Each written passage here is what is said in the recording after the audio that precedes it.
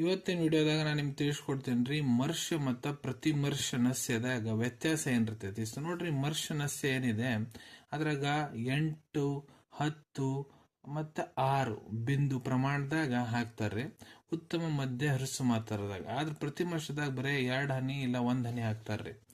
ಮತ್ತು ಇದ್ರಾಗ ನೋಡ್ರಿ, ಮರ್ಷ ಏನಿದೆ ಸ್ಪೆಸಿಫಿಕ್ ಯಾವುದೇ ಒಂದು ರೋಗಕ್ಕೆ ಪರ್ಟಿಕ್ಯುಲರ್ ಕೊಡ್ಲಾಗ್ತೈತ್ರಿ.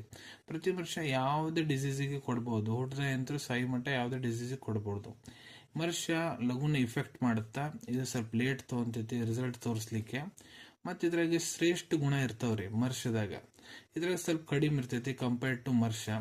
ಮತ್ತು ನೀವು ಮರ್ಷ ನಸ್ಯ ತೊಗೊಳಂತೀರಂದ್ರೆ ಪಥ್ಯ ಕಂಪಲ್ಸರಿ ಮಾಡ್ಬೇಕಾಗಿರ್ತೈತಿ. ಆದ್ರೆ ಪ್ರತಿ ವರ್ಷದ ಪಥ್ಯ ಮಾಡೋ ಅವಶ್ಯಕತೆ ಇರಂಗಿಲ್ಲ. ಮತ್ತು ಮರ್ಷದಾಗ ನಿಮ್ಗೆ ಕೆಲವೊಂದಿಷ್ಟು ಸೈಡ್ ಎಫೆಕ್ಟ್ ಕೂಡ ಇದ್ರ ನೋಡ್ಲಿಕ್ಕೆ ಸಿಗ್ಬೋದು, ಆದ್ರೆ ವ್ಯಾಪ್ತಿ ನೋಡ್ಲಿಕ್ಕೆ ಸಿಗ್ಬೋದು. ಆದ್ರೆ ಇದ್ರಾಗ ಪ್ರತಿ ವರ್ಷದಾಗ ನಿಮ್ಗೆ ಯಾವುದೇ ರೀತಿ ಸಮಸ್ಯೆ ಆಗಂಗಿಲ್ಲ. ಇದು ಡಿಫ್ರೆನ್ಸ್ ನೋಡ್ರಿ ಮರ್ಷ ಮತ್ತು ಪ್ರತಿಮರ್ಷ ನಸ್ಯದಾಗ. ಸಿಗೋಣ ಮುಂದಿನ ವಿಡಿಯೋದಾಗ. Till then take care. ಧನ್ಯವಾದಗಳು.